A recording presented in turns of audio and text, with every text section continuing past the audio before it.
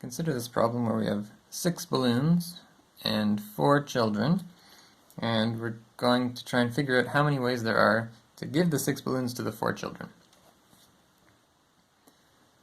So in this problem, we're assuming that the 6 balloons are identical. The children, however, are not identical. They're distinguishable. Even if they happen to be identical twins, let's give them some names so we can talk about them. Maybe Alice, Bob, Chelsea, and Dan. Even if they're actually identical, like quadruplets, if you give 6 balloons to Alice and none to Bob, Bob will not be happy. On the other hand, if you give 6 balloons to Bob and none to Alice, Alice will not be happy. So those are different outcomes.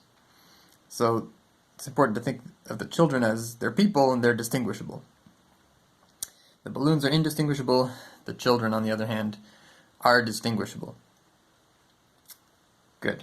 They're each different people. So, how many ways are there to give the 6 balloons to the 4 children? This is this classic problem where we use, well, classic method of stars and bars we can use to do this problem. Putting indistinguishable objects into distinguishable bins. So the idea of the stars and bars method is you can represent a way of putting the objects into the bins, in this case giving the balloons to the children, by a little diagram with stars and bars, where the stars represent the indistinguishable objects, the balloons, and the bars represent how they're divided up, so the divisions between them.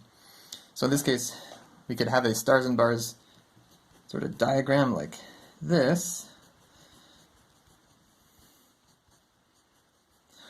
And this corresponds to what? Well, the 6 stars are the 6 balloons. Now I have 3 bars that divide them up into 4 different containers, let's say. So this little diagram represents the arrangement where 2 balloons are given to Alice, 3 balloons are given to Bob, no balloons are given to Chelsea, and 1 balloon is given to Dan. And so any similar diagram with stars and bars, as long as it's got 6 stars, make sure that's 1 star, yeah. As long as it's got 6 stars and 3 bars, each little diagram represents a different way of partitioning the balloons among the children. So in this case, you'd have none given to Alice, 2 given to Bob, 3 given to Chelsea, and 1 given to Dan. So the number of little diagrams here, if you think about it, you're filling in these blanks, 2, 3, 4, 5, 6, 7, 8, 9 blanks. You're filling in 9 blanks with 6 stars and 3 bars. So I'm just going to choose where the bars go. 9, choose 3. Why 9, choose 3?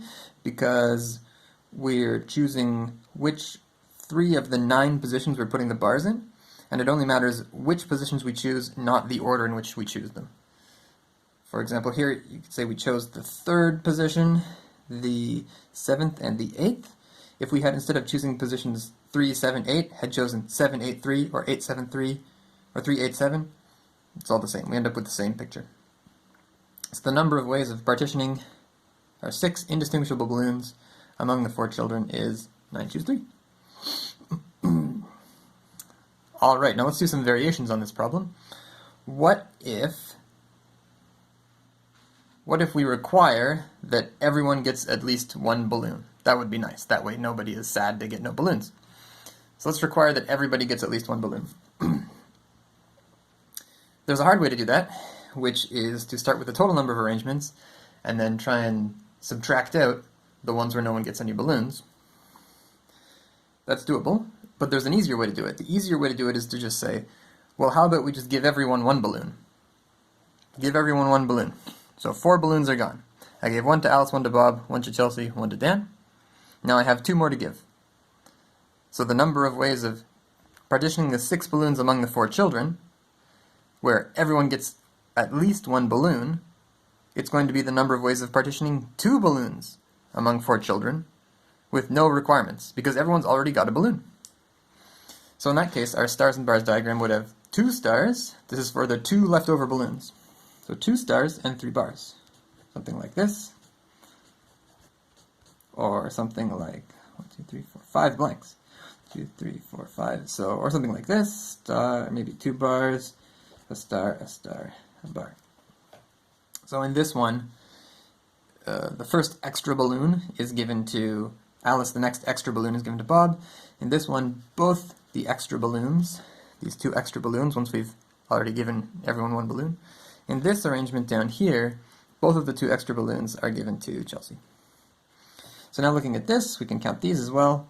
We just have similar 5 choose 3, similarly to the example above. Great, because we have 5 blanks and we're choosing which 3 to put the bars in. By the way, you can also choose where to put the stars. You'll get the same thing. So you could also say, well, we're choosing where to put the stars up here.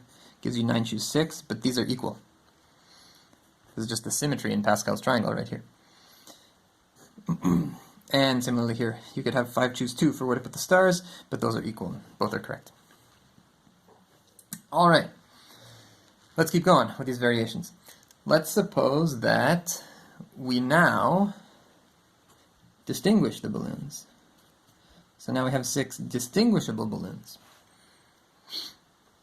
So giving balloon 1 to Alice and balloon 2 to Bob is different from giving balloon 2 to Alice and balloon 1 to Bob. All right, so now, let's see. How can we do this? Well, we just have to pick where each balloon goes, because if we give balloon 1 to Alice, that's going to give a different arrangement than any arrangement in which balloon 1 is not given to Alice. So we can really, for each balloon, just decide who we're giving that balloon to. We could give balloon 1 to Alice, Bob, Chelsea, or Dan, and balloon 2 to Alice, Bob, Chelsea, or Dan, balloon 3 to Alice, Bob, Chelsea, or Dan, etc. So each time we give a balloon to one of these children, we have 4 choices. 4 choices for where balloon 1 goes, 4 choices for where balloon 2 goes, and so on.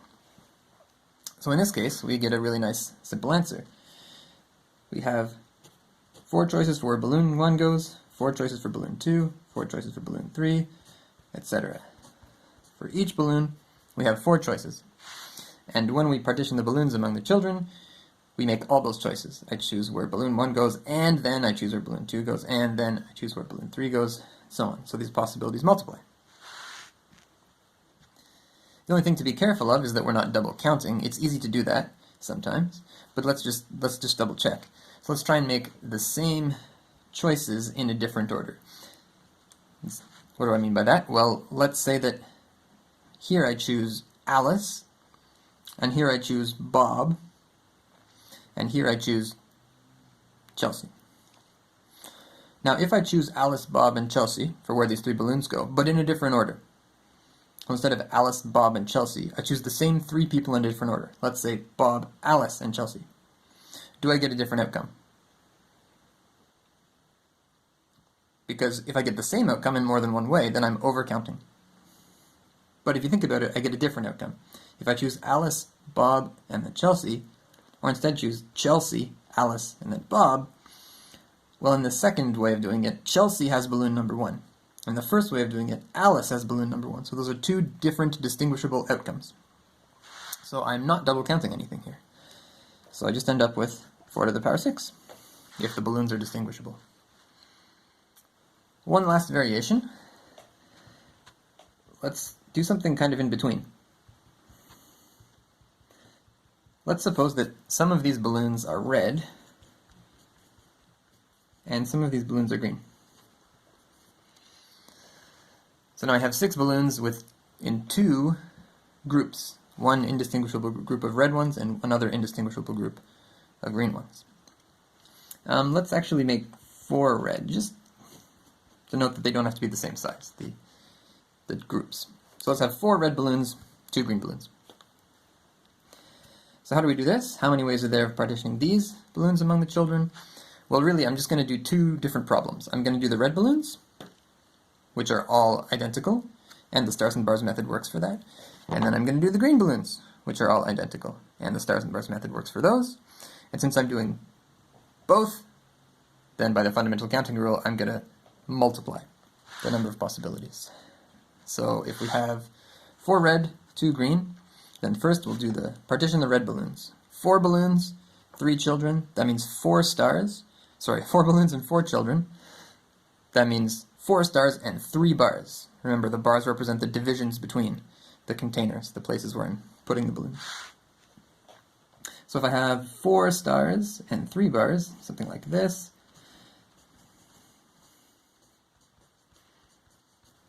one, two, three, four, 5, 6, 7.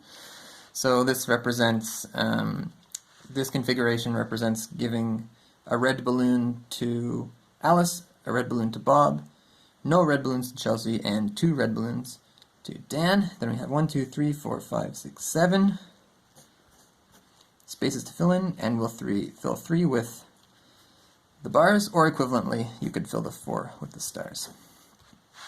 That's just for the red balloons. Now for the green balloons, same idea. The only difference is now we have only 2 balloons to give out, 2 green balloons. We've actually done this before. We did it right here when we gave the 2 extra balloons. So we have 5 blanks to fill in, 3 bars, or equivalently, where did the 2 stars go? Gives you the same thing.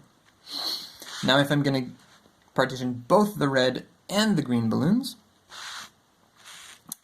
then I'm just going to multiply the possibilities. The number of ways of partitioning the red balloons times the number of ways of partitioning the green balloons. So in total, this is the number of ways of giving 4 red and 2 green balloons to 4 children.